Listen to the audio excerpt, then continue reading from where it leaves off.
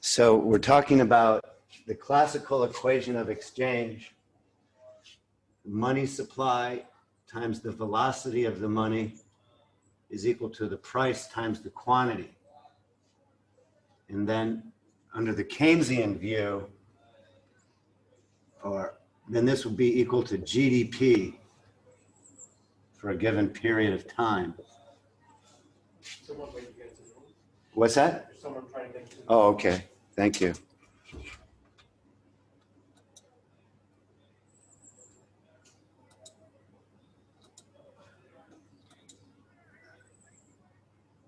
So I guess whoever comes in last stays there in the speaker view.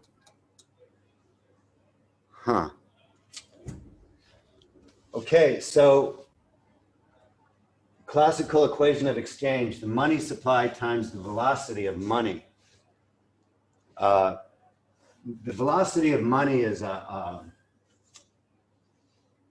technological variable. I mean, how often does money turn over? And then the money supply is velocity of the currency, the money velocity of the money supply. So let's look at. Has anybody seen this before? Classical equation of exchange. Anybody seen this before? No.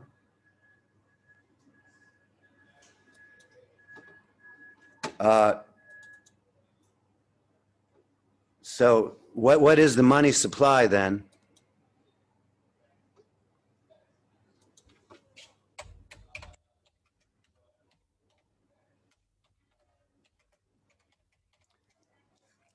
Has anybody seen this classical equation of exchange before? So what is the money supply? M variable. Well, here's the money supply. You'll see since 2000 how the money supply has been going crazy. And so there's different definitions of the money supply. MZM, money zero maturity. This is the one that the Austrian school uses. This is money that has no factor immobilities. It's mere money. It's cash, and it's not time deposits. And importantly, it includes all money market funds, not just funds which are regulated by the Federal Reserve. So a lot of countries don't use MZM. We're doing some work on this, what I'm about to show you now, and comparing Canada, United States, and Australia, and we have to use M1. But MZM is the best measure of money. So then, so you have the money supply, and then V is the velocity of money, how often the money turns over. For the sake of argument, we'll just hold that constant. Though with fintech and devaluing fiat currencies, there's all kinds of money alternatives being emerged. So money supply, so this is the money side of the economy, and this is the real side of the economy. So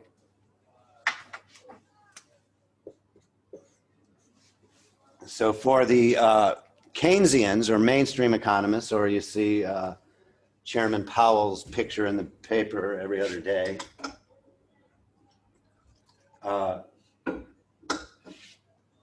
you have the velocity, you have the money supply. So here's the business cycle.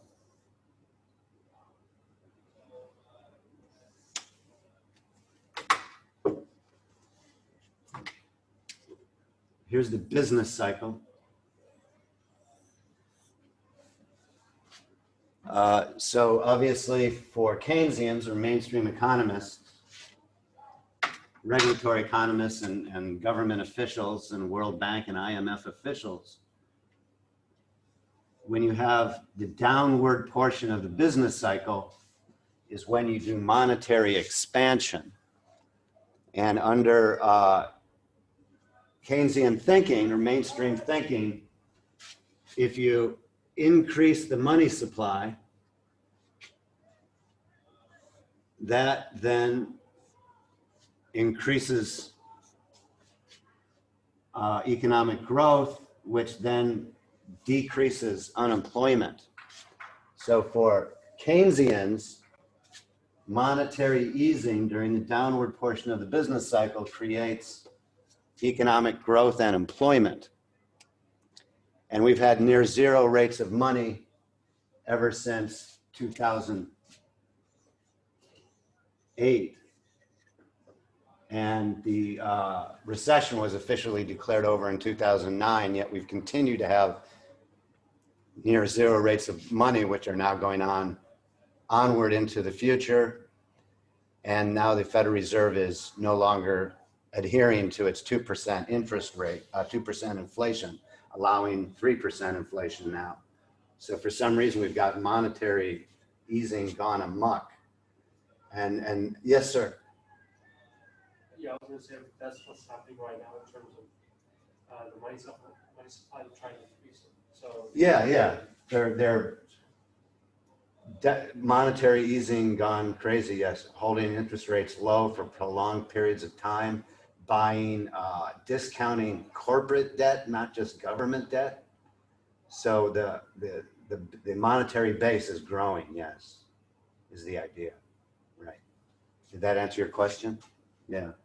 So for Keynesians, monetary expansion during the downward portion of the business cycle actually helps the real economy and gets you over a depression or recession. But again, and we've had near zero rates of money or unprecedented low rates of money, monetary easing. You print money and the interest rate goes down. Since 2008, even though the recession was declared, the Great Recession was declared over in 2009, the Fed has continued to hold down rates of interest and print money. Meaning the Fed is discounting the future to a great extent, saying we have no future, basically. So that's the Keynesian view. Now the Chicago school view is that when you increase the money supply, the only thing that happens is the prices go up. And it has no effect on real output. So these are ideal types. Reductio ad absurdum arguments to make a point. To generalize into schools of thought in itself is an ideal type. Yes? Sorry, so you said that for the Chicago school, yeah, increase the money supply, the price goes up? Oh yeah, the price goes up. For the Chicago school, you increase the money supply and it only affects the prices. It doesn't affect the real economy. Close the door, right?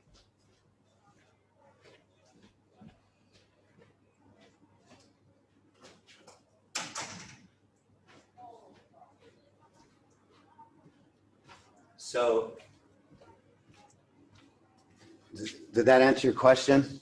Yeah, so the Chicago school, money manipulation during the downward portion doesn't affect the real economy at all. It only affects prices.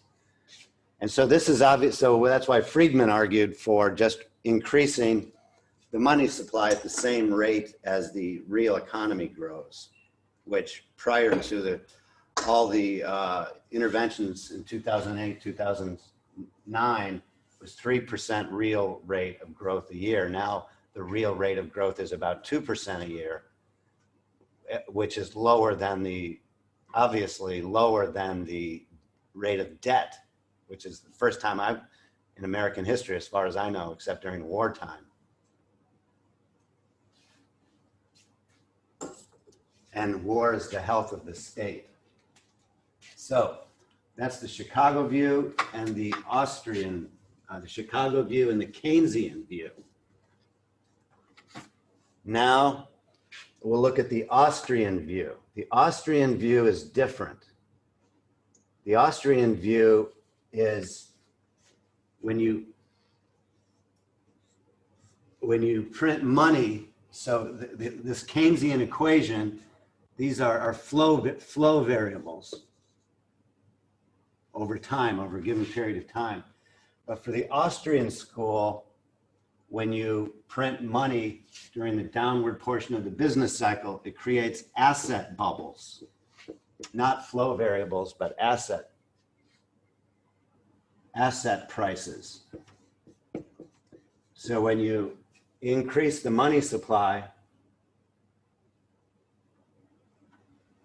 according to the Austrian view, this actually comes from a person named Richard Cantillon.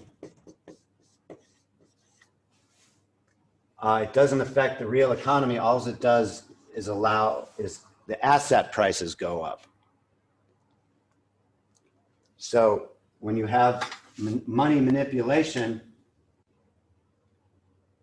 during the downward portion of the business cycle, it creates an asset bubble. And that bubble pops during the next crash. So you get an asset bubble when you have easy money. And this can explain why all the IPOs that are going on now are billions and billions of dollars, why there are IPOs now, why the stock market hasn't crashed when the real economy has crashed. It's because easy money, why real estate prices haven't crashed when the real economy has crashed. It's because of this asset bubble created by easy money over the last 12 years. Yes. So what the Austrians argue that the current economy, where like the stock market's hitting highs, is that Yes. artificial in terms of? Yes, it's an example of an asset bubble. You don't know when the crash is going to come, or we've talked about it as it's been a slow decline standards of living. And so we should also mention that this policy is also regressive policy. And the reason that this is regressive policy is because, in fact, some of our preliminary research is that about 40% of the easy money goes to price increases, or let's just say 50 and 50. 50% goes to price increases, and 50% goes to stock market and real estate and art market asset price bubbles. So those with less disposable income have to pay more for their goods and services when you have easy money, but those with more disposable income are able to invest in appreciating asset markets. So active monetary policy, especially as over the last 12 years, is regressive policy because it hurts those with less disposable income because goods and services cost more, and it helps those with more disposable income because asset prices are going up.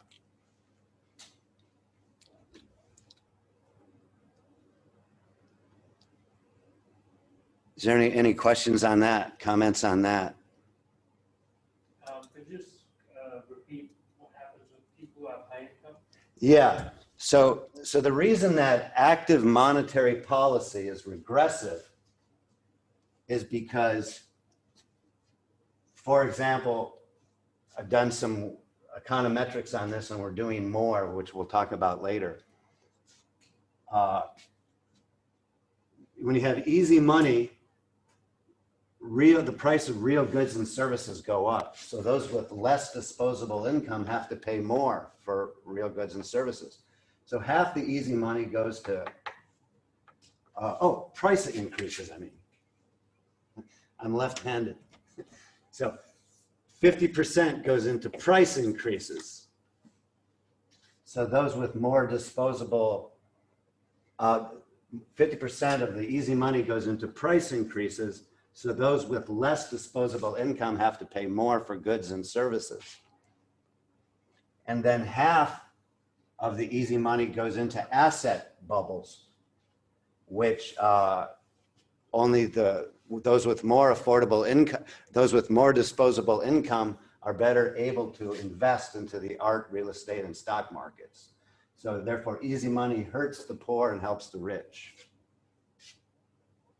Does that answer your question? Yeah, so essentially it goes towards like their investment funds. Yeah, towards the stock market and towards your second home and the purchase of the Pablo Picasso for your office.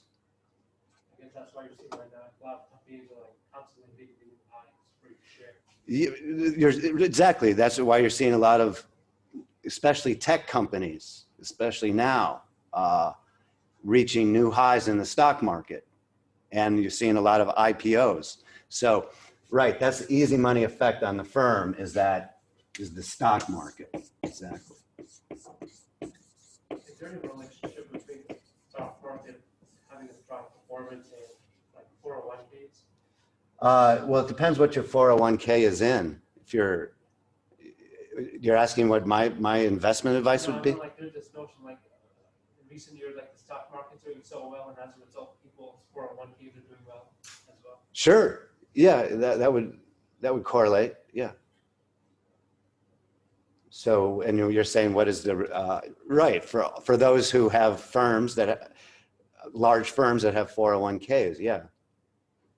Exactly. But we're going to get into. Did that answer your question? Yeah. Okay, so we have another person waiting.